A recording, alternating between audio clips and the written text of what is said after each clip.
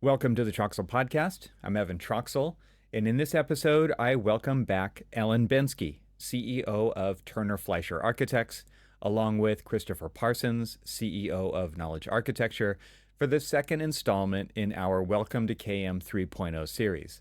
If you missed the first episode with Chris, that's episode 190. You can check the show notes for a direct link.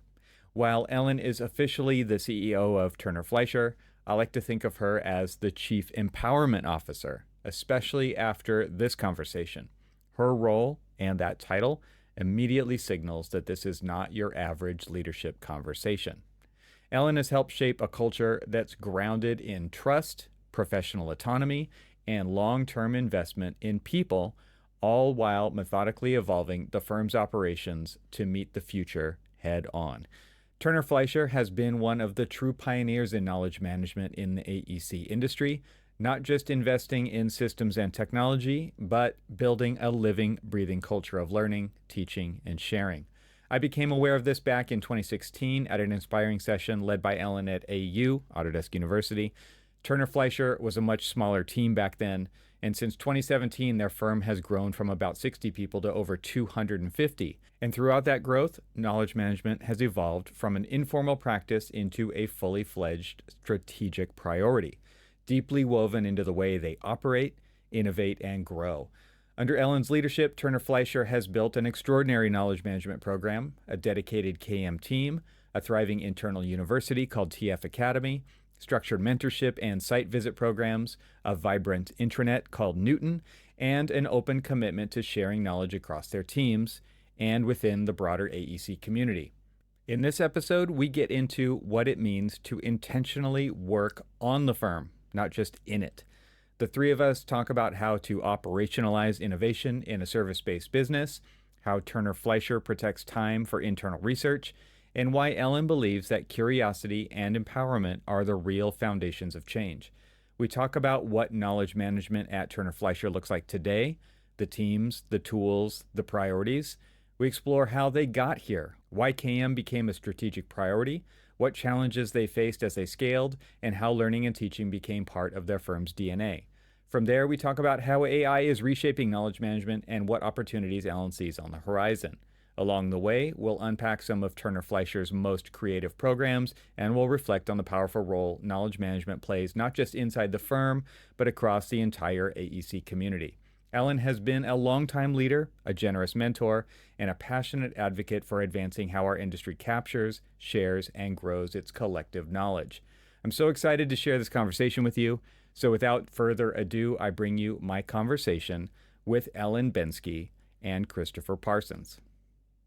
All right, we're continuing our series on knowledge management, and in the first episode of this series, we talked about knowledge management 1, 2, and 3, and now we're going to go through some case studies, and our first guest is Ellen Bensky from Turner Fleischer Architects. Both of you, welcome back to the show. Great to have you. Thank you. Great to be here. Thanks, Evan. So, Chris, introduce our guest. Ellen's been on the show before, but many people may not go back 4 years to listen to that episode. It's been a while. But Chris, give us an intro and let's kick this off. Yeah, I mean, we've been really blessed to work with Ellen and her team for we're getting close to a decade now. And one of the reasons I wanted to bring Ellen on is to get the CEO perspective on knowledge management, but also a kind of a longitudinal study, in terms of how much Turner Fleischer has changed over the last 10 years in terms of growth, in terms of kind of complexity of the business, but their investment in knowledge management. And I'm not claiming that the investment in knowledge management is causal to the growth, but I think maybe Ellen would agree that knowledge was kind of a challenge and kind of a growing pain for you. It was kind of getting in your way, knowledge and sharing and communication, and your investment in knowledge management just helped ease some of that growth, right? And the evolution of the company. And I find it, and people in our community always find it really interesting that KM is being championed at the CEO level at Turner Fleischer. And maybe we can just start with why, like, how did you get into knowledge management? Why was it a really important thing for Turner Fleischer to invest in? And then why you personally leading knowledge management at least for the first multiple years of Turner Fleischer's knowledge management journey? Absolutely. I'm happy to tell the story because it's one I'm super proud of. And if I dial back to about 2017, we were maybe 60 people, and we had a very, very strong culture. We were all in a relatively small place. And when you needed something, you just yelled across, hey, and you had a question. It was like, hey, Russell, can you answer that? Hey, John, and that's how we worked. When we started to hit towards 70, 75 people, you couldn't just do that. And as we were adding more people and we were growing, we realized we actually did not have any of our knowledge written down. And so it was just folklore, and it got us to where we were.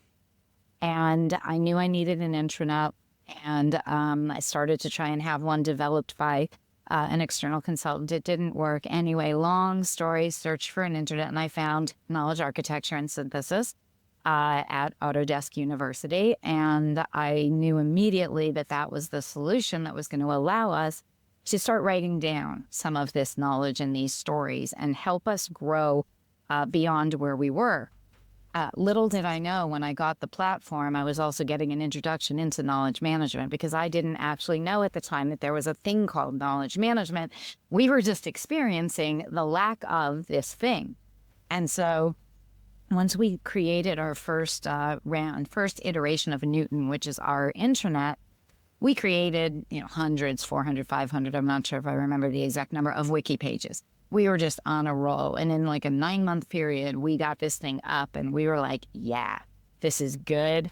And that was when I sort of started realizing the connection between knowledge, growth, retention, everything. And so I started to dive deeper into knowledge management, definitely facilitated by attending conferences and meetings and learning from other people that were in the knowledge architecture community, and transitioned a person into what I decided was going to be a knowledge management department.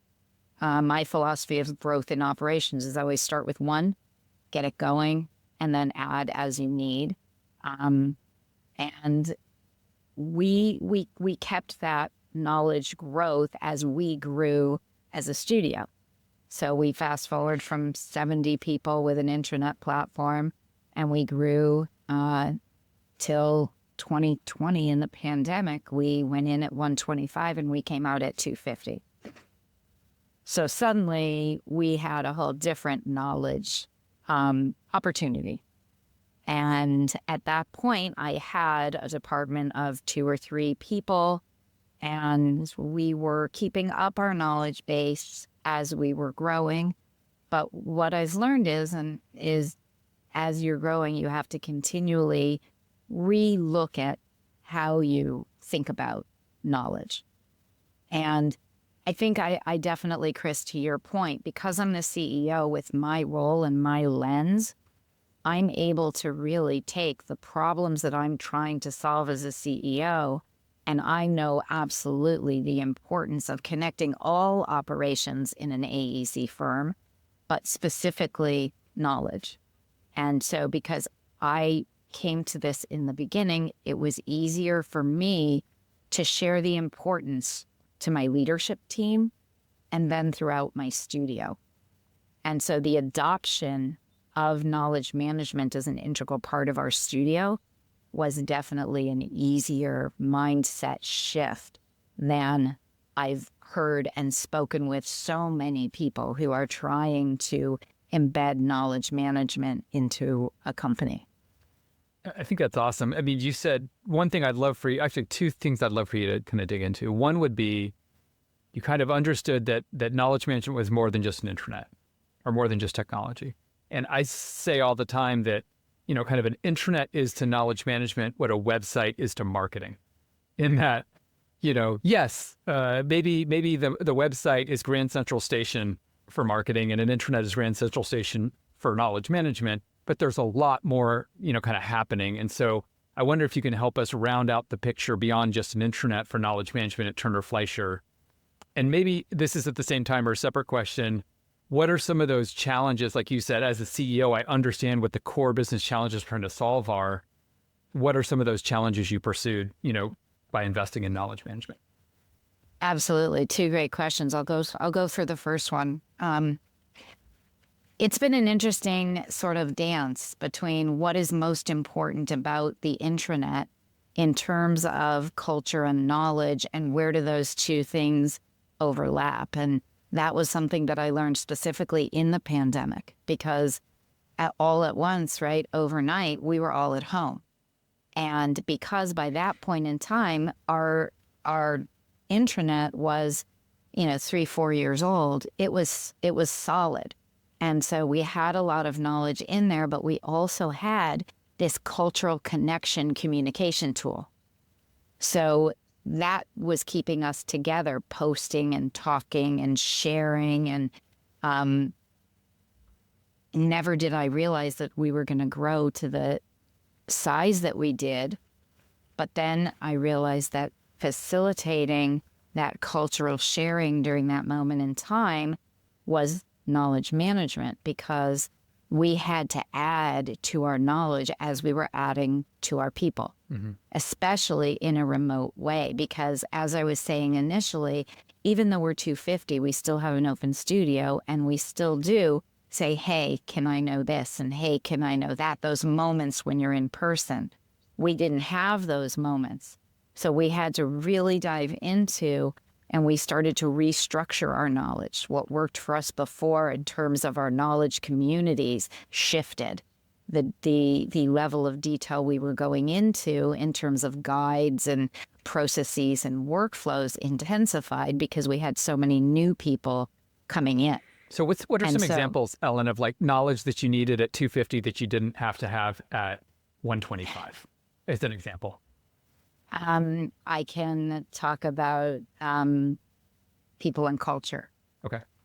So we bring in new people. How are they onboarded? How do they know how to be a member of our studio? We have a lot going on. So how do we share what is, for example, what is knowledge management?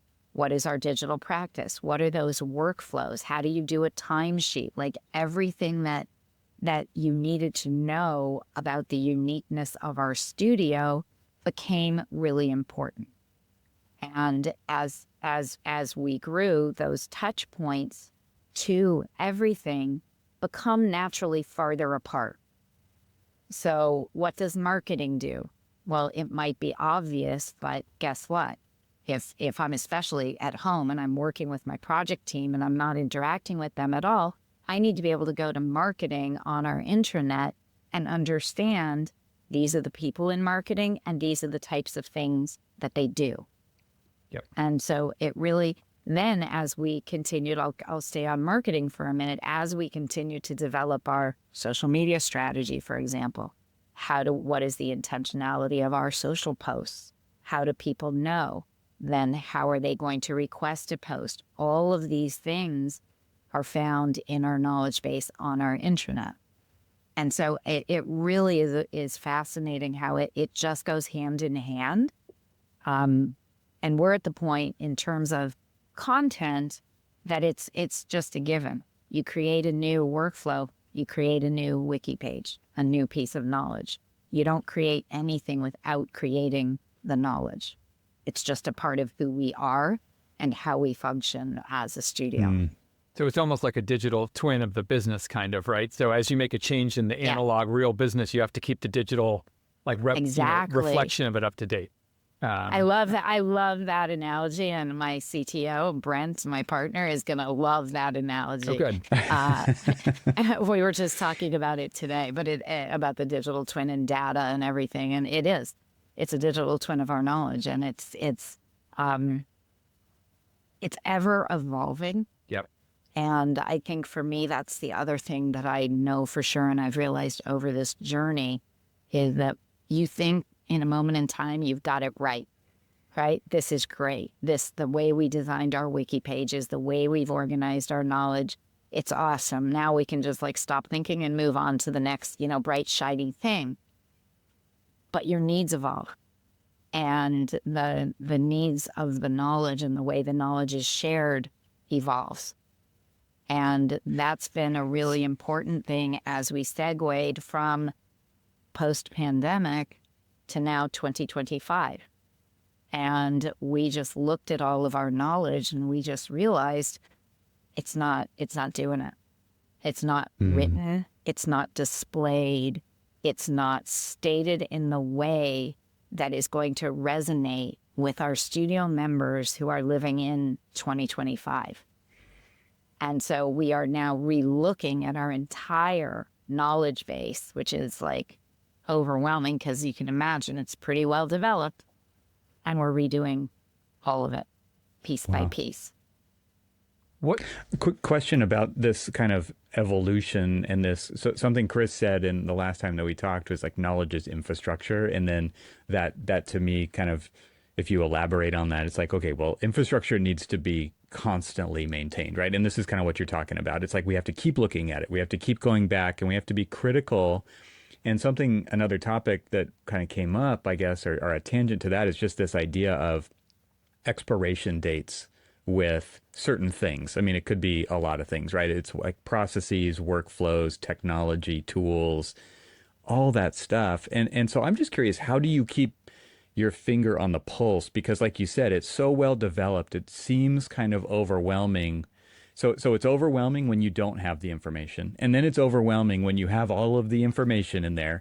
And then there's all the in between, right? And so like obviously the incentive to me, if I just had to guess, is like the value that people get out of this. That's how people keep updating and keep going and like how it actually becomes this digital twin is through this kind of, I keep getting value out of it, and I will only get value out of it if I put effort into it. And how do you just step back and get the perspective of like, okay, we need to resurvey this. We need to make sure that this is serving everybody here now and for what's coming. Yeah, that's a great question. And it's something that, I'm extraordinarily passionate about in our industry, rethinking the value of operations teams. And so typically operations teams are seen as overhead that will crush your business. And so you should keep them as lean as you possibly can. And to me, my operations teams actually form the foundation of my business to allow my designers to focus on design. Because I've got a very deep people and culture, marketing, knowledge management, learning and development, digital practice, and we work together, right? So trends that my HR team are seeing in our employee survey are letting us know where we're missing the mark in some of our communications and some of our knowledge. Our digital team is constantly coming up with new ways that we can enhance our workflows. Every time a workflow goes from one thing to another, you have to update your knowledge to stay, recent with that. Our marketing strategy, like it's all connected. And because I've got leaders in every one of those areas who are talking and sharing and thinking, and they're doing all of that together with me, that's how we know when the time to look at it is. So one of the things, I've talked to Chris about this, a lot, is in 2025, what's the new need, right? The new need that we put together based on all of that information that we've received from our studio members and our work is people need simple, clear, intentional knowledge. And they don't have time, right? It's like they got to get it, they got to get out, they got to get in. And as soon as we all realized like that needs to be the focus, we started looking at our knowledge, at our wiki pages, and we were like, whoa, there's too many words. Like we might be telling them what this thing is. Like, for example, like our social media page has a definition of what is social media. Well, everybody, if they don't know what social media is, like that's ridiculous. But what they don't know is what is social media to Turner Fleischer. And so putting the why into our wiki pages, so it's not just the what. And the what was good. The what served its purpose. But now our studio needs the why. And once they get the why, they need to clearly and easily know the how. So you're Ellen, kind of getting at people are, what I'm inferring, and correct me if I'm wrong, is that people are busy and the attention spans might be shorter than they were 5 years ago, 10 years ago. Yep. So that's the kind of simplicity and clarity piece. What's the why piece? Like, why are you thinking that the why is so important in 2025 in a way that you didn't when you wrote the first version of your knowledge base? From the feedback that our studio members are giving us, people are disconnected. No matter how amazing I think we're doing in communicating our why, it's not resonating. And it's a really interesting dichotomy because people love to work here because of the culture, and yet we're missing the mark on the intention of a lot of what we do. And because we have so many different unique workflows to our studio, people are now seeing it as an added burden instead of a benefit that is going to enhance their own work. Because it hasn't been explained why it exists and how it helps them and Turner Fleischer. Exactly. Yeah. Exactly. And something as simple as, we talk about Power BI, for example. We've got everything we do has an associated Power BI dashboard. Those of us who work with Power BI and understand that it is an incredible visual tool to allow you to access knowledge and data easier, our studio members gave us feedback that this was an added burden that we were now asking them to do. So then we looked through our knowledge database and we actually didn't have anything that told people what Power BI actually was for us. Mm-hmm. And so we're rewriting all of our wiki pages. The Power BI dashboard is at the bottom. There's a Power BI wiki page now that we're creating. It's the why. Why do we use Power BI at Turner Fleischer? What is this getting you? So that it's not seen as an added burden, but it's seen as I want everybody to open those wiki pages and go right to that Power BI dashboard because they know the why. So that's just one example. I could spend hours talking about a lot of those examples. And the interesting thing is, to us who have been working in KM for so long, we don't see it because it made sense to us. Totally. And what we need to understand is it's like anything. Anybody that's an expert in anything, it's hard to take a step back and look at it through the lens of, I'm someone that knows nothing. You have what we call the curse of knowledge in knowledge management, right? Like you can't you can't unlearn what you know, and it's hard to see it like a beginner again. We have this, and honestly, like this project is so big. And it's such a passion of mine. I'm right in it, and I'm a lot of the keeper of the writing and the brand voice, and I love it. And I was just in a meeting today where my software developers created a wiki page on a new software that they developed, obviously.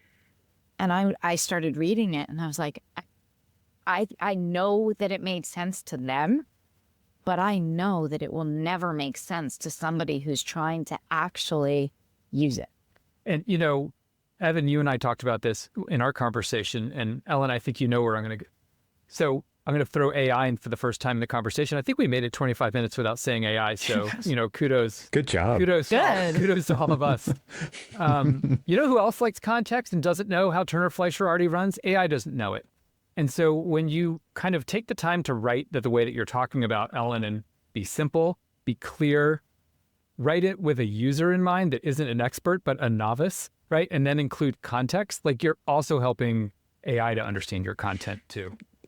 Can I throw something in there? Is because I see this a lot with AI tools, is users are frustrated with it because it doesn't give them the right answers. And people are constantly testing AI to see if it will give them the right answers, to learn if they can trust it or not. And guess what? Like, it's wrong sometimes when it doesn't have context. Right. And it's like, you have to approach it a little bit differently than the way that you're used to, or the way you think that this tool should work, right? And this is kind of the same thing, right? It's like, okay, maybe I come from a different firm into Turner Fleischer, and I'm going to bring habits that I've developed from outside of Turner Fleischer into Turner Fleischer, and I'm just going to expect everything to work the same, right? Well, that does happen a lot, right? And from Turner Fleischer's standpoint, like, you might have a lot of bad habits. You might have some great additions too, but go back to your point about like, why does it matter and why does Turner Fleischer do it this way? That stuff has to be right at the top. Otherwise, I go in with an expectation and I don't get back out of it what I might think of as valuable, and I don't trust it. And so like it all plays in together, this whole AI plus knowledge management and all these things, but it's about context. It's so interesting that you said like at the top, because literally the design of our new wiki page is the top of the wiki page is the why. And every single wiki page is going to have the why. And your point about coming into the company, it's so true. So a simple thing like, I don't know, accounts receivable. I'm doing a lot of work with writing out processes for my project managers. So a project manager will come in and they will have done it this way at their other company, or maybe they didn't do it at all. And why am I making them work with accounts receivable? Shouldn't that just be like an accounting team member doing that? Well, at Turner Fleischer, it's not. It's the project manager. And I figured that out 35 years ago. No client wants to listen to me in accounting, ask why they haven't paid their bill, because we typically have very good clients. And the reason they're not paying their bill has to do with something that happened on the project. And so I was forever saying, hey, Peter, what happened on the project? Because I'm trying to explain it to this guy over here. And I was like, wait a minute, you talk to them directly. And so the new accounts receivable page is, why do PMs have to do accounts receivable at Turner Fleischer? And then you get into the contents of the page, and then it shows you how. That's great. Right? Whereas if you don't have that context, you're thinking like, oh my God, I took this job and now I have to do this, this, this, and this. And that's where the whole perception can come. There's too much structure, too many workflows, too bureaucratic, right? But if you understand the why, you realize what we've put in place, again, to support people in doing their jobs and doing them more efficiently. It's so interesting because, like, I think the parallel, I kind of going to come back to this again. I think most people assume AI is like some kind of Oracle wizardy super expert thing. And my view is you should write for AI like it's actually a very junior employee. And it doesn't come with intern. You should imagine it's an intern, and you give it the context you give an intern, and the same kind of thing you're talking about, the level at which we should be writing, Ellen. But the interesting point is, like, most people that write on knowledge management, or they teach learning and development courses or whatever, internal comms, like, it's usually the experts, or at least kind of more senior people, or the person that knows the most about the thing writing it, but they're so far away from where that intern or that novice or the AI is, that you almost need like someone to come back and be a tester, to like see if they can comprehend it. Like you need like a junior level person to like read this and like, do I understand what this page even says? But this is exactly what we're doing. And this is how we're creating the workflow to create all of these new wiki pages, right? So AI is not writing these wiki pages from scratch. People are still writing the content. They're still putting their expert thoughts down in what it needs to be. AI is helping me bring it down to the level that anybody can understand it. Interesting. AI is helping me to simplify the language. So I'm training AI to understand the level of simplicity and clarity that we want consistently across all of our knowledge. So people say, oh, AI is taking jobs away. It's not taking jobs away from me. It's going to allow us to get through this massive database of rewriting these wiki pages way more efficiently. But I still need the experts to review the process, because AI does not know what the process is at Turner Fleischer. But if I needed to have everybody write the processes down, then I needed somebody else to literally write it and rewrite it for clarity and simplicity. Then I needed to have those people, the experts, review it. And then I need to have a beta group see if they understand it. What I'm doing now is I'm compressing that iterative process of getting to simple and clear. But all of the other steps are still really important. So you're letting an expert come in at 301 level or whatever it is, and you're using AI to be like a translator to just simplify it down. Yep. That is so cool. Nice. I love this. That's such Absolutely. a good use of it. What tools are you using to do this? I'm just curious. ChatGPT right now. Yeah. Yep. And it's amazing to do this, and it's really making this whole project, which we're just starting. We're just putting together the framework. We're taking a couple of our knowledge communities, our people and culture, and our marketing to really dive in first. We're empowering our community managers. So this is another thing. So for all of our knowledge communities, we have a community manager, and they are responsible for ensuring that the knowledge that's shared within their community is current and relevant. And now we're adding simple and clear. And we're empowering them with the tools to be doing some of this iterative process themselves, because I would need like a dozen people in TAM if I was going to take on a project like this to move through a database as quickly as I feel we need to move it, at least to hit the high priority. So for instance, my people and culture team now, they're going through all of their knowledge pages, all the wiki pages, and they're marking high priority. And then they're going to say, okay, we're going to work through 4, and it's going to take us 2 weeks. And then they're going to start creating new wiki pages right in Synthesis in the sandbox. And that's going to help, again, speed the process up. So we're giving somebody the tools and the knowledge. And my community manager of people and culture said, he said, this is going to sound weird in the intro meeting to this yesterday. He said, are you going to create a wiki page on how to create wiki pages? And I said, 100%. We've already got it in the works, right? So that paragraph, what is the intention of that paragraph of the why? Yeah. Other people can start trying to write it. Right now, they're giving me bullet points of it, and I'm putting it together. I can empower them to do it for themselves. So then we'll have people embedded. It's embedded in their role. They're embedded in the teams. The teams are now empowered to own their own knowledge, and the teams are empowered to understand how their knowledge is being reformatted and represented to better impact our studio members. So let's say Evan is in the design technology team and he creates some new tool that helps with shadow studies or something like that. And you want to get it added to your knowledge base. What's the new process? Do you interview Evan to get it out and then kind of dumb it down? Does Evan write a draft? I shouldn't say dumb it down, simplify it. Evan, Yes. you're so brilliant. My explanation was way too smart. Way too smart. Let's kind of for normal humans. So like, does Evan write first and then you guys review it? Do you interview and pull out of it? Like, how do you imagine like knowledge creation will work in this new paradigm? Right. So right now, I'll give you 2 like perfect examples. So my software developers just created a fee calculation platform, module, whatever. They developed it.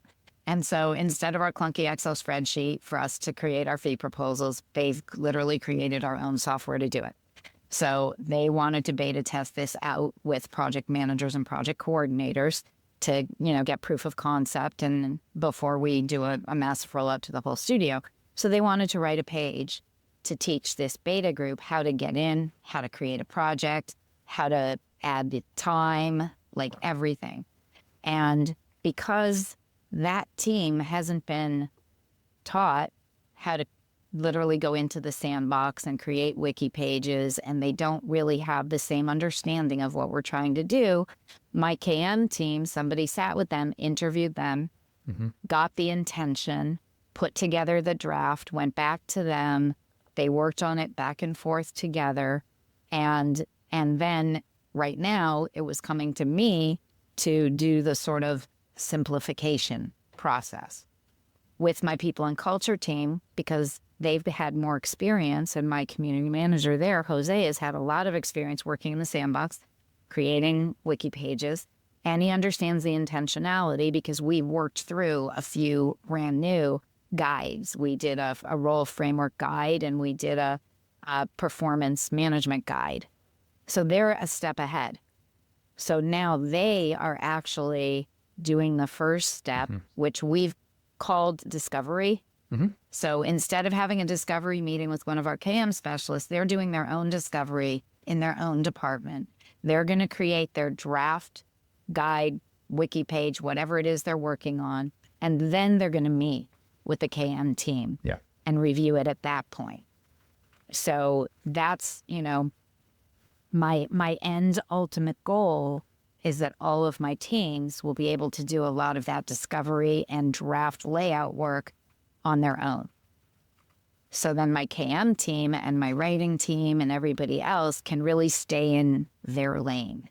And that's how we're going to tackle a project as big as this. How do you get across to these people on these teams? How do they make the time to do this stuff? Because they're already totally slammed, right? Everybody knows what it's like to work in everybody listening to this podcast knows what it's like to work in an architecture office. And this sounds like a heavy lift informationally. Like I have to put time into figuring this out, writing it down, breaking it down, revising it, doing all the, and that sounds like a lot. And I know that like there's an investment kind of angle to this for sure, which I would love to zoom out later maybe and talk about that from your CEO position. But and Chris, yours too, right? Like this idea, because you're looking across multiple, lots and lots of firms across the industry. But how do you sell that value and like make it okay? I'm using my podcast air quotes right now. Like that it's worth you. We need you to spend the time to do this. So how do you enable them to make the time to do this? So like I always say, and I've said it on many podcasts and as many conferences that I've spoken at, I have a very special superpower, and it's not because I'm amazing. It's just because of my two roles. So I'm the CEO and I'm the CFO. So I can have a great idea and I can ask myself if I can have the budget. What does your other self always say, Ellen? When it's a great idea. Sometimes it questions. Yeah. And then I have the added layer that, I'm an owner of the company. So it's like, okay, you take those three things and I've got to really, really believe in the value ROI of doing this. And because if we go back to what I was talking about operations teams and overhead, we don't talk about utilization here. So these teams in ops that are doing this work, they don't have billable targets. So this is just their job. So my people and culture generalist, it's written in his role that this is literally what he does. Is being the community manager on Newton. Can you just say that sentence again that had the word utilization in it? just so just for the people in the back. Just for the people in the back. We do not track utilization. If you were to ask anybody in my studio what utilization means at Turner Fleischer, they would not know. And that's how we can do what we do. That's how come I have 3 software developers in my digital practice department who are making incredible workflow technology improvements to make us be more efficient, again, so we can pay more attention to the practice of architecture and interior design and experiential graphic design. But you have to have that belief, and it's really hard because it's really hard to measure. Right? It's really hard to measure ROI. I get this from people after I talk all the time. I get a lineup of people that did what you did, Evan, and go, what? No utilization? Can you talk to my CEO? Like, what are you doing? How do you deal with that? And I have to prove monetarily, dollars and cents, how many dollars this thing is going to save. It's really hard to monetize efficiency change. Absolutely. To that level. Mm-hmm. But I'm imagining when CEO Ellen talks to CFO Ellen and pitches her on this massive project, you have a hypothesis of what is going to be different about Turner Fleischer when it's finished in the end of 25 or 26.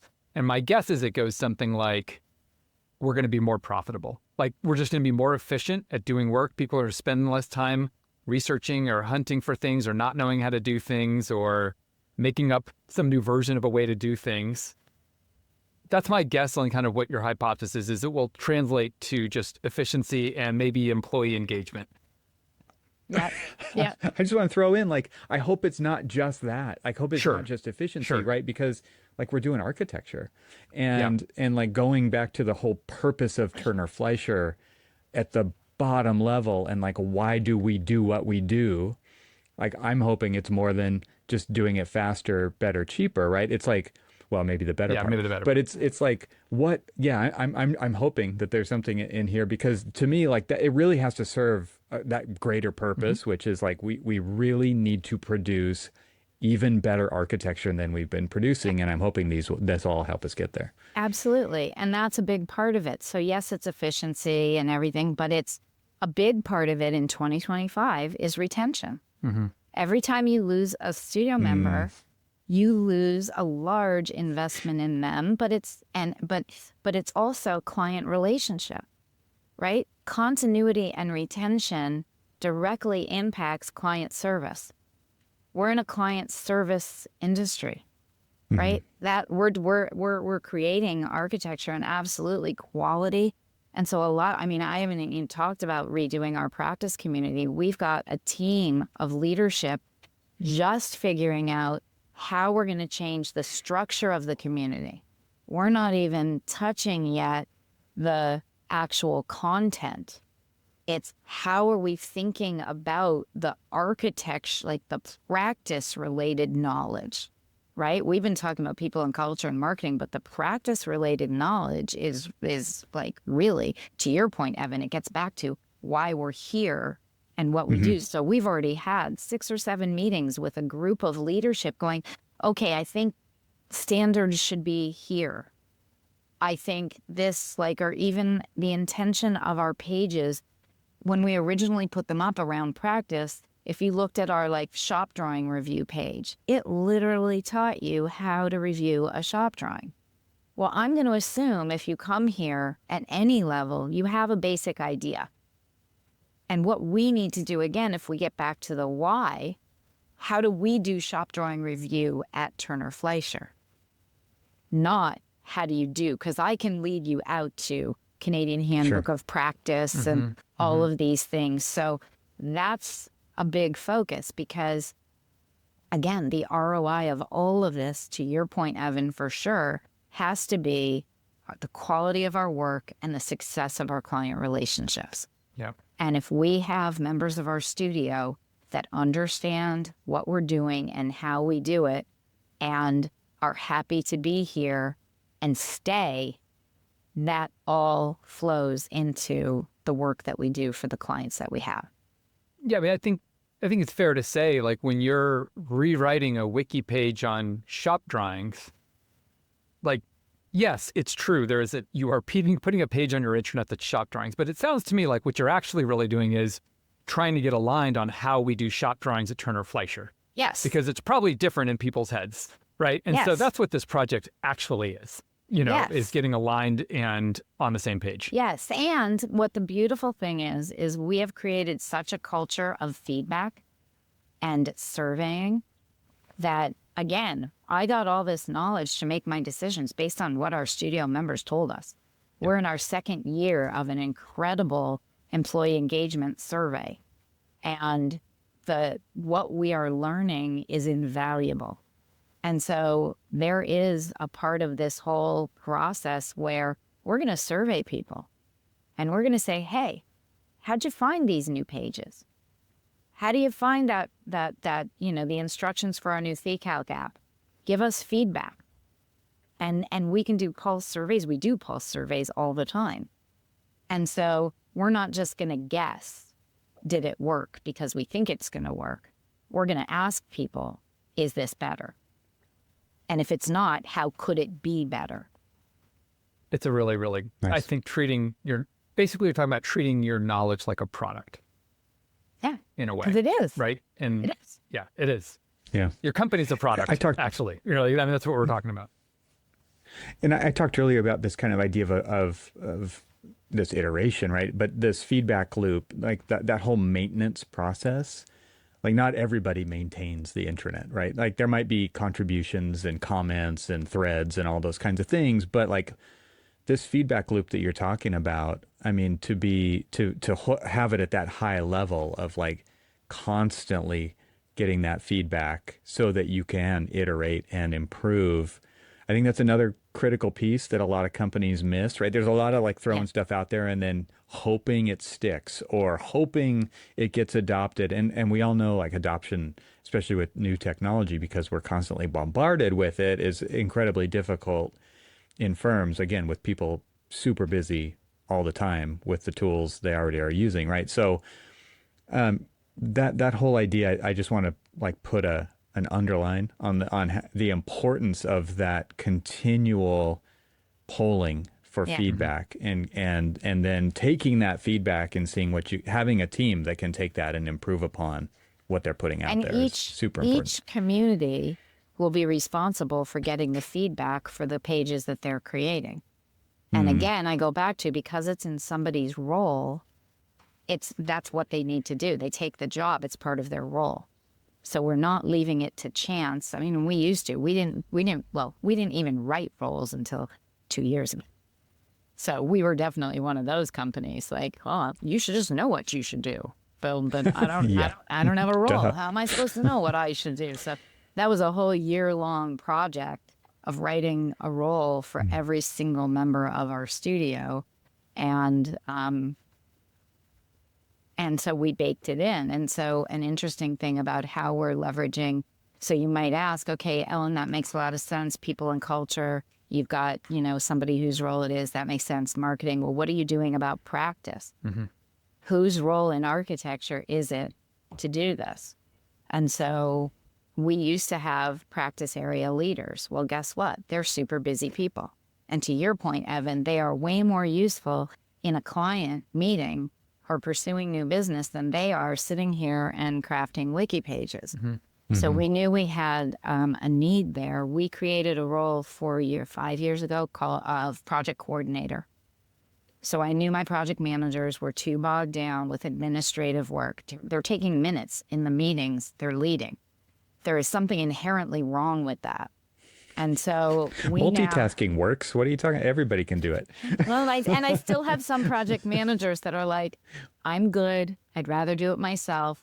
But I'm proud to say I have 25 project coordinators now. And they are absolutely impacting the project managers and the team's ability to focus on the architecture and not on the administration. And they're giving better client service because there's, PMs are hard to find, right? Client wants to get someone on the phone. They've got now a point of contact, right?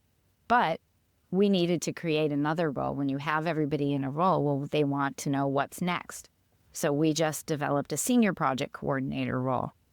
And the senior project coordinator, the difference between the two is their viewpoint now is less projects and team, and they're starting to look across the studio. And so we baked the practice community into their role. Mm-hmm. Because they're in projects, they have, at that point, once they become a senior, even though they're not architects, and this was a big stumbling block in this role, we did not hire architects as coordinators. We hired smart administrative professionals. By the time they get to the senior role, they know enough about architecture. They're going to be able to gather the information that's needed for these wiki pages, work with the experts, do the interviews, create the drafts, and get that process going. I mean, it might even be a benefit they're not architects, Ellen, because they can, if it's the shop drawing page we talked about before, if they've never done one, then they can ask questions like a beginner would ask, right? In terms of how we're doing it and why. Exactly. That naivete is actually a benefit when it comes to that kind of thing. Yeah, to going through that discovery that you talked about. I love how we're now, I'm keeping track. We're whatever number, 50 minutes in, 45 minutes in. And we have I talk about knowledge management being people, process, technology, and culture all the time. And we've talked about technology for like 5% of it, right? Like we're right in the people, process, culture side because this is really the lift when it comes to doing knowledge management well. It is, because the technology, I mean, like I said, I've got 13 people in digital. Like, we're doing technology. Like, but, you know, where it relates to KM and where it relates to knowledge is now we're doing really cool things in connecting knowledge areas through technology.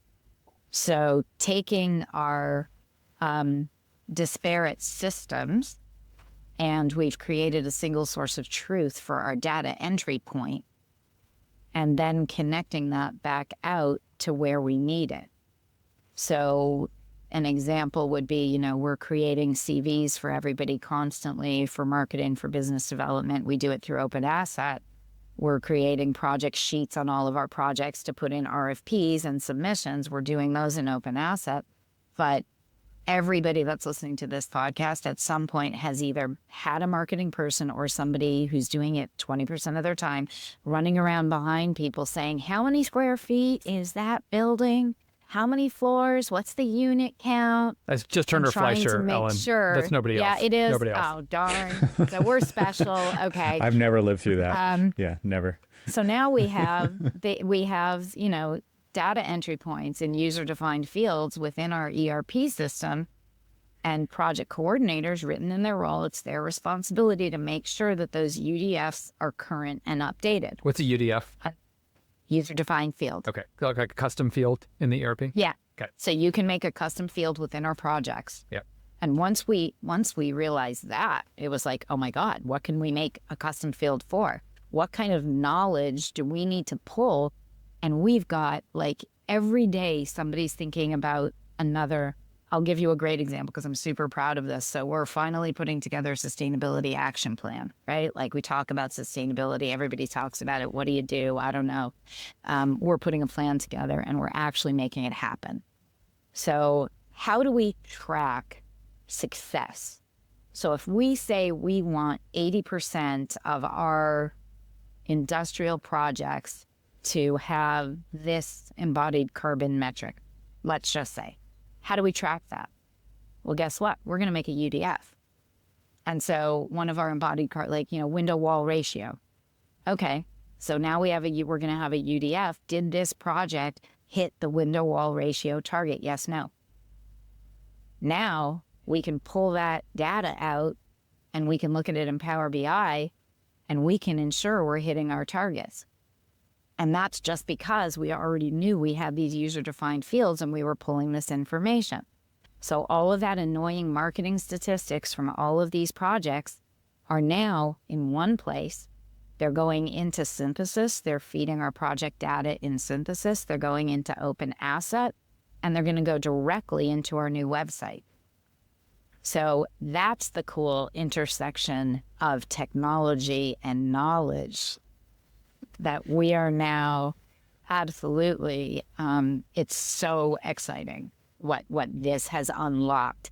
Aside from, we talk about efficiency, duplicate data entry, bad data, how are you trying to find, you spell something slightly wrong in one, or we could talk about Excel spreadsheets, right? That's knowledge. We have all this project knowledge that all of our different teams are keeping in different spreadsheets, your due dates, your this, your that, I don't know, what the client likes for dinner. It's all in a spreadsheet.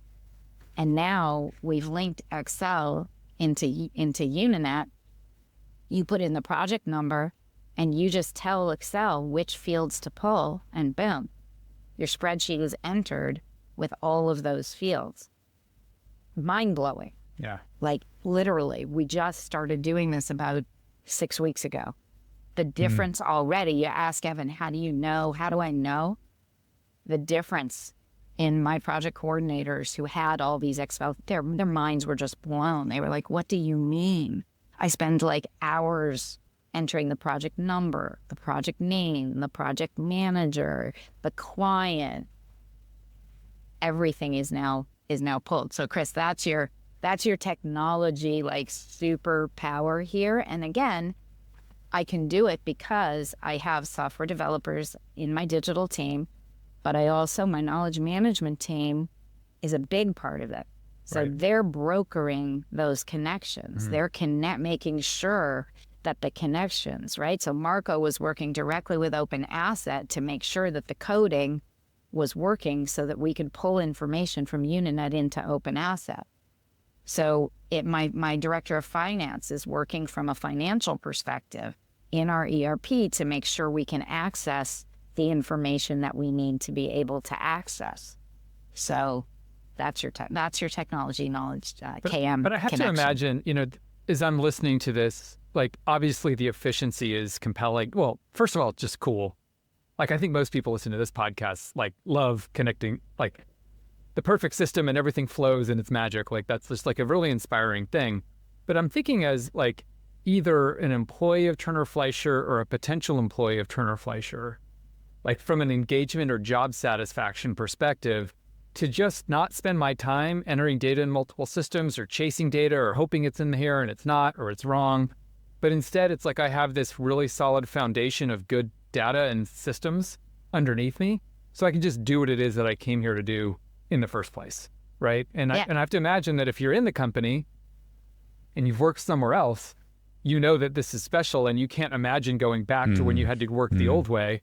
And I'm imagining you could start recruiting people based on like, look at how efficient and like empowering our it's like a Iron Man suit, right? It's like if you come work here, like this is the kind of infrastructure that you have to work on top of. Exactly. Yeah. But I can take that right back to why are we changing our knowledge and the way that we're presenting it is because there's a lot of people that don't understand the why. So we didn't have a great UDF, user-defined field wiki page that said why. Mm-hmm. So some people thought this was an added burden. Right. So yeah, you have to be telling them why. Why do I need to do this? Why? And sometimes we think the why is so obvious. And yet you have to say it. You have to tell people over and over. And you can't get frustrated. You just have to understand that, again, coming into a studio like this that has all of this, it's incredible. I know it's incredible. A lot of your listeners will know it's incredible, but it can feel burdensome. Mm-hmm. It's like, hey, the last place I worked, all I had to do was show up. I didn't even have to do a timesheet, let alone a 4-level timesheet with detailed comments. Right?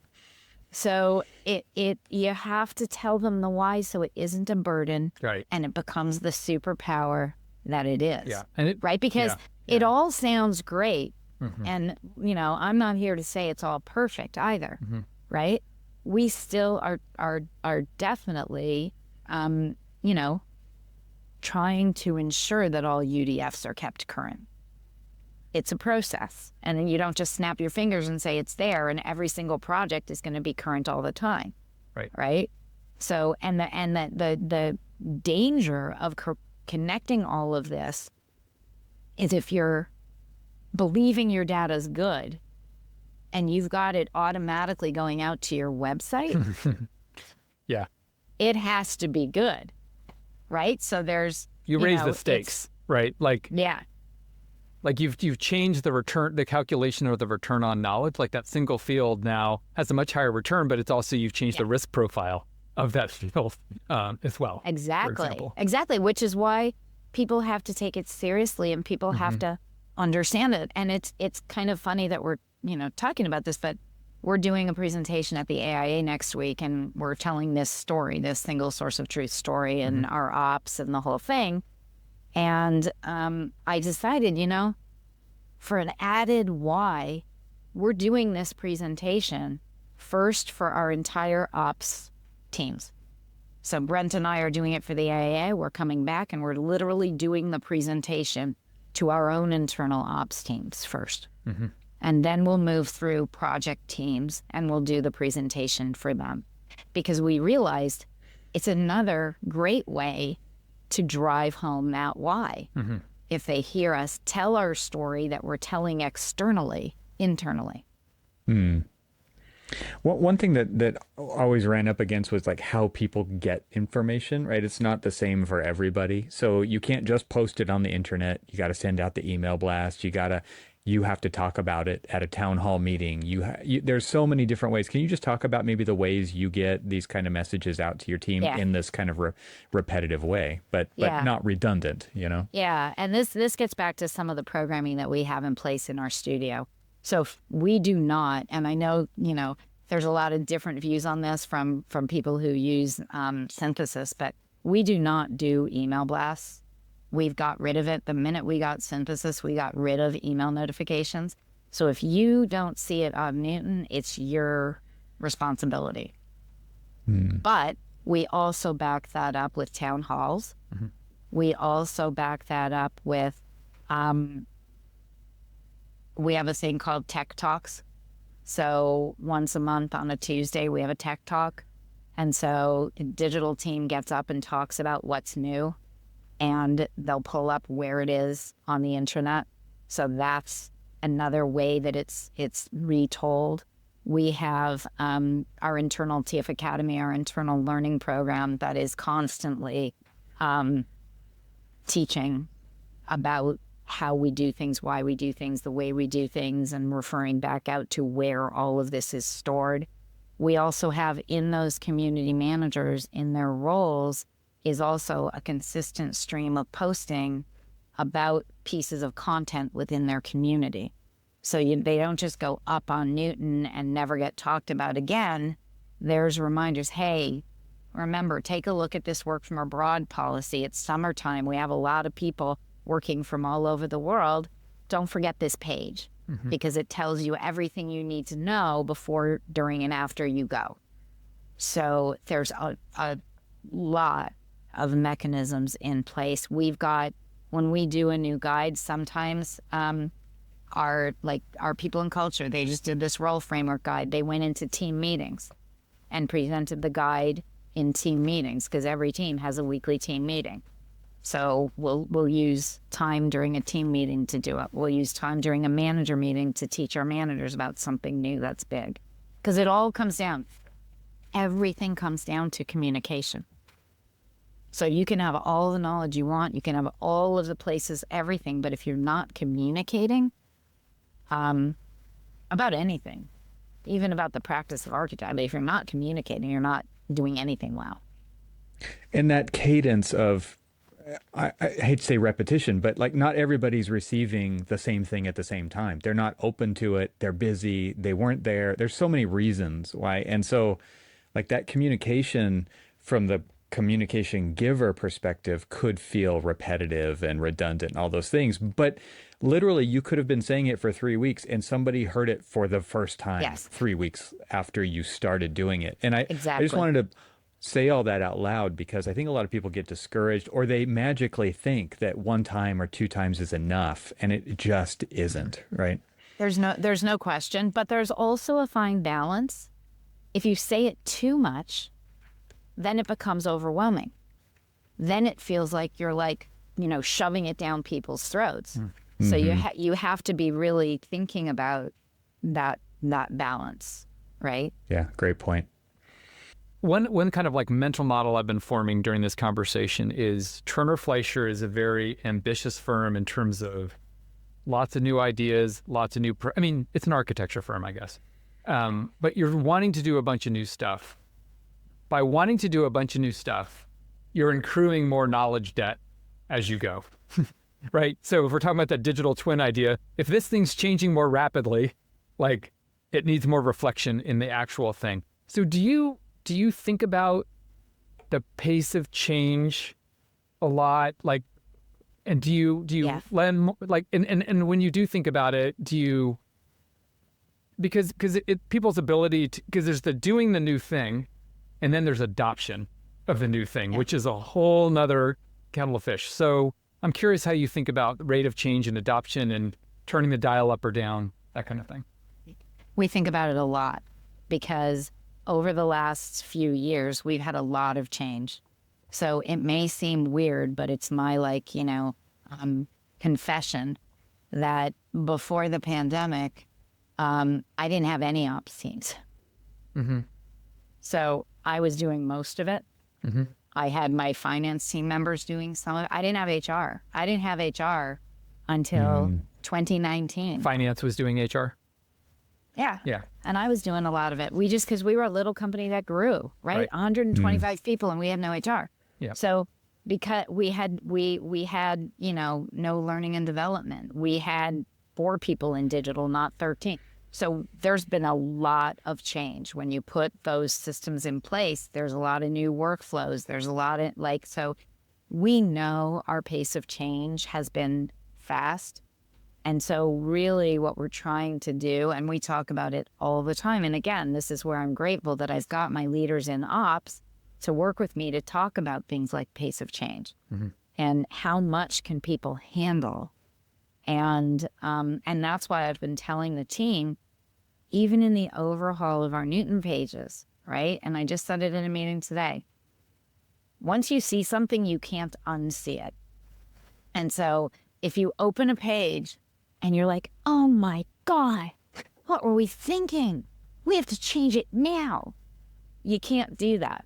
And sometimes I'm like, don't open it. Don't look over there, because you know that you're going to need. And so this is what I said. There's an inconvenient truth, and then you don't want to. You don't want to be. Just pick the most important. Start there and make a change. Yeah. And when we roll these out, we talk about the change. But if people are going to open up other ones and say, "Well, why is this like this?" It's because we're doing it at a pace that we know we can succeed at. Yeah. And one of the things that we've been doing a lot of talking about with my director of people and culture is the pace of change. And that we need to just, and that's hard for me because I'm like a thinker, I'm a dreamer, and I'm just like, but, we can do that. And then okay, what are we doing? What are we doing well? And so, having people around me that help keep me in check, has been good. Does CFO Ellen help keep CEO Ellen in check, or does that require external people? I'm just curious how this works. Well, I can tell you, CFO Ellen definitely does, and especially right now, we're living in a really weird world right now, right? The economy, there's a lot of external pressures on the economy. And so I've had to look and say, okay, wait a minute. We were doing this, we were doing this, we were doing this. We got to pare back some of this, and this. And that's hard because I know the benefit of all of these things. Yeah. But we have to kind of really be a little bit more cognizant of where we're spending our money than we had to, I'm going to say, even 7-8 months ago. So I have a quick question regarding this. You mentioned a second ago about the pace of change, and Chris was asking you about that. And I'm curious, just from a leadership perspective in the AEC field, if you could give me what is kind of the appetite of the current pace and overwhelm potential that there is, right? Like everybody's, like I said earlier, bombarded with apps and tools and social media and media in general and all of these things. And I'm curious, just from are people burnt out on it? Are they seeing the benefits of the investment into this that's giving them more time? And I guess if I were to step back and frame this all from a perspective of architecture is a creative field, and creativity takes deep thinking.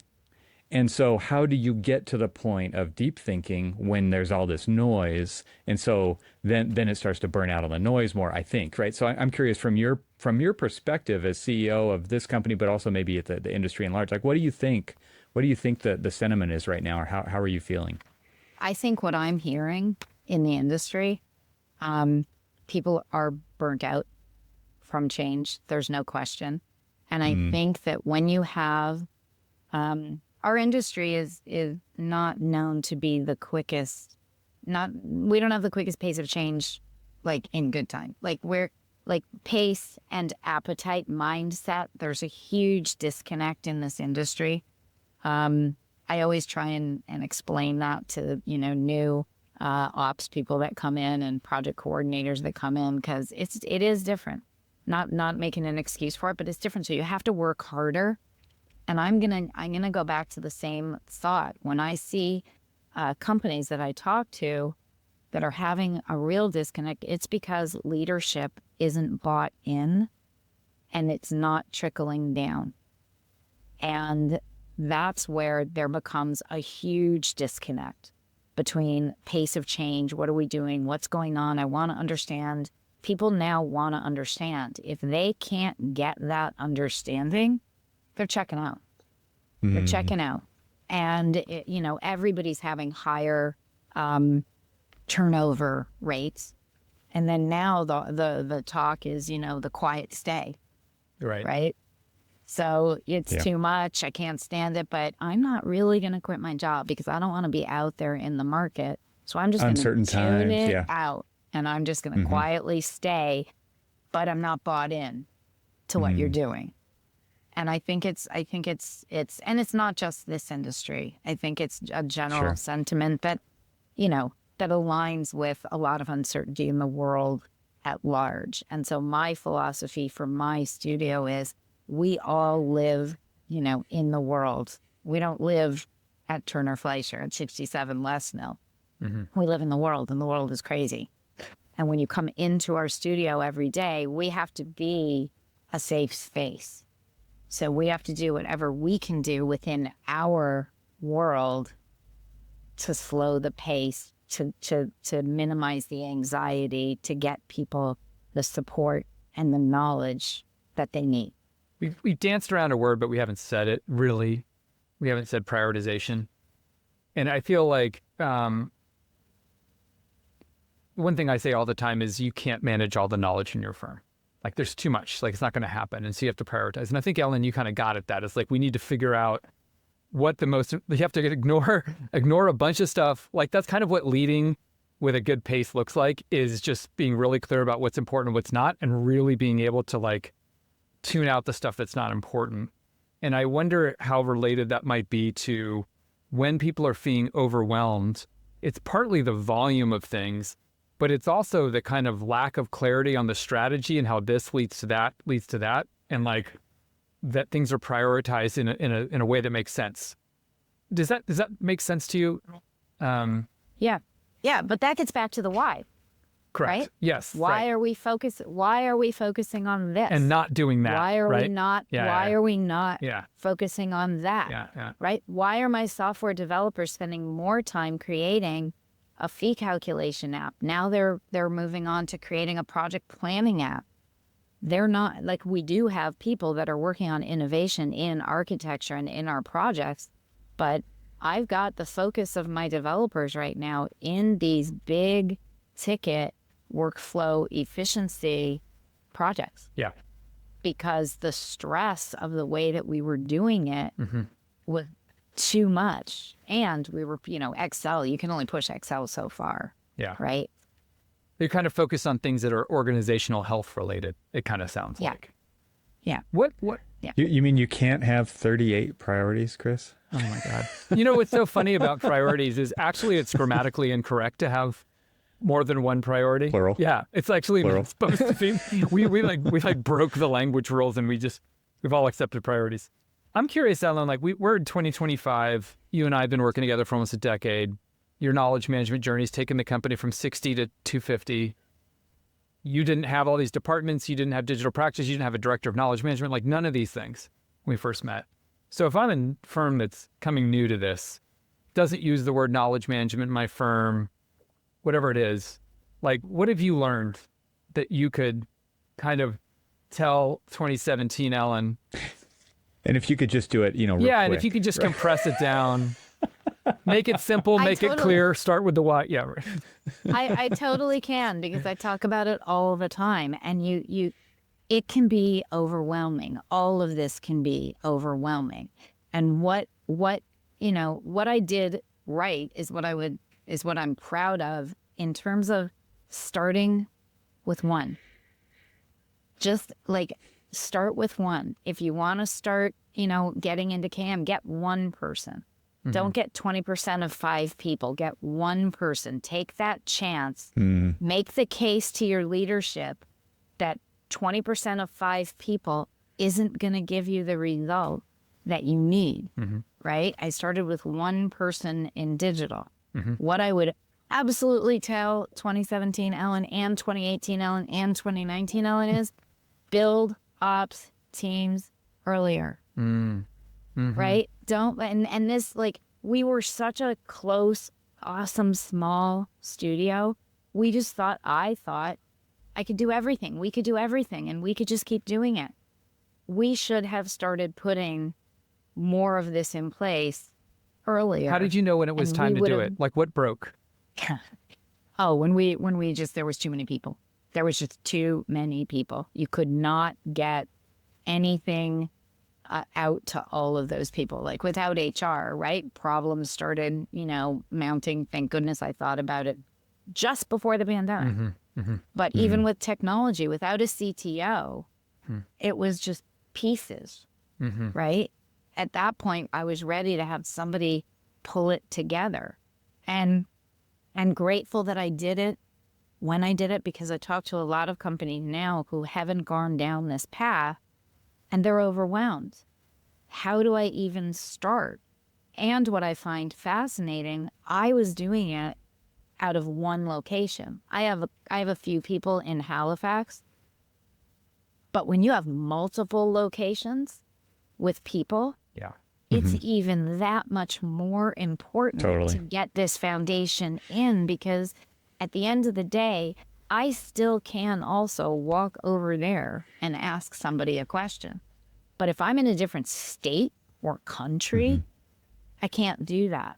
So 2017, I want to start earlier and start small.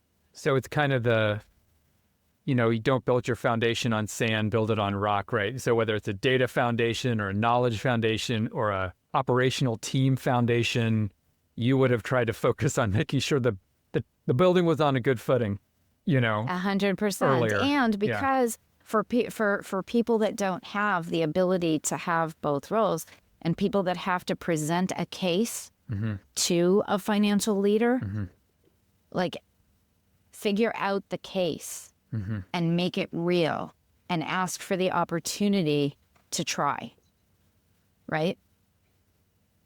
Nice. I've got one more question, And then Evan. work hard and prove yourself. Yes. That's it. Yeah. Evan, I've got one more question. Do you have anything?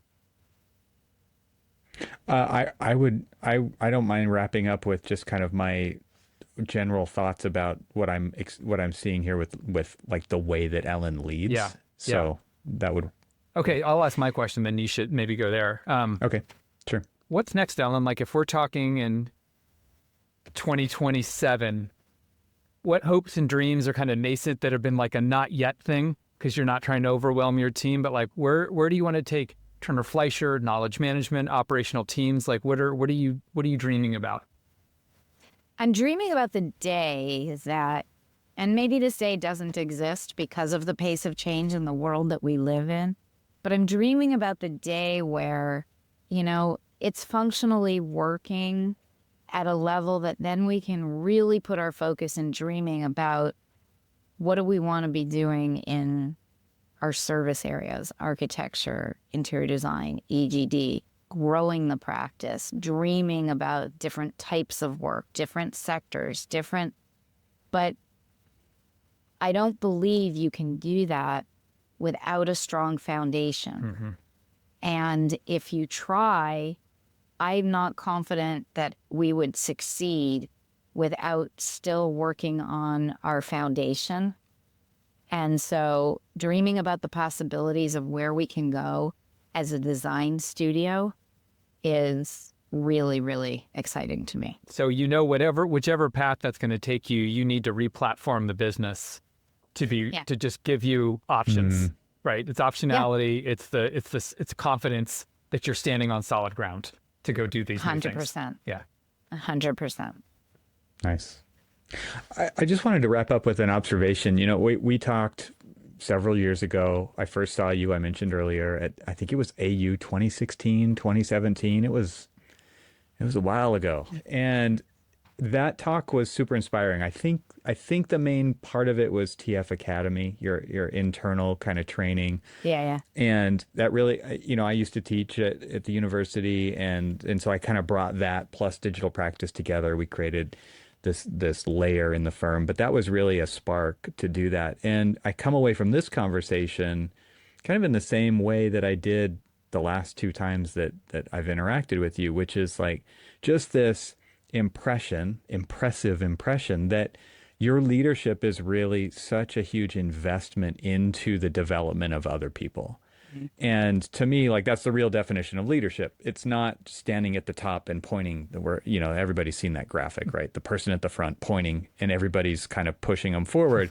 No, it's like we're investing in everybody and doing, and I just see like such a diligence every time I'm like have these touch points with you. It's just like, wow.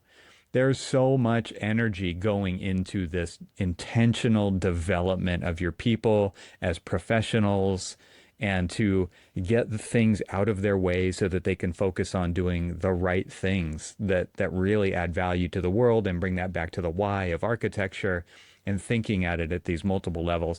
I just wanted to say thank you. Like that to me is an incredible, like you're just a role model, I think. And I hope people come away from hearing this podcast and maybe they'll go back and listen to the last one, that like we need more people like that running architecture firms all over the place, because like we do have the power to change the world if there's people who remove roadblocks so that people can do their best work. And that's really what I keep seeing you just modeling out there. So I want to say thanks. Thank you so much for saying that. That's the foundation for everything I do is about people. And the irony in my whole story is I have a degree in psychology. I don't have a degree in business. It doesn't sound ironic to me, Ellen. It's all about people, because if we empower people to be able to do their best work collaboratively together, we're going to build something awesome. Yeah, something that, it's incredible to know that what we can do together is way more than what we can do alone, right? And in order to enable that to happen, it takes a lot of work and a lot of effort and a lot of investment, especially when you get to the size that you're at and beyond, and coordination and all of those things. That it's just, it is kind of a grind, but at the same time, it's probably incredibly rewarding to see it unfold. Well, I tell people that all the time because they say 35 years, I just celebrated my 35th anniversary. Like, seriously, how are you still doing the same thing for 35 years? And I say still, I mean, sure, there's some days that are harder than others, but I still am excited to walk in here every day because there's possibilities. And I'm not done with possibilities. I want to just tag on my kind of flower basket for you of compliments. Mine is, of course, what Evan said, but I think it's, and you and I have talked about this before, you're in the business of design, but you're very focused on designing the business. And I admire that kind of taking the same collaborative design skill set and applying it to business that most folks only apply to projects, or many firms only apply to projects. And I think it shows like what that kind of like level of kind of ambition and integrity can do. So I love watching it. Thank you. Thanks to our sponsors, and thanks to our members this week. Find out how you can become a member at trxl.co. And I'll talk to you again next week.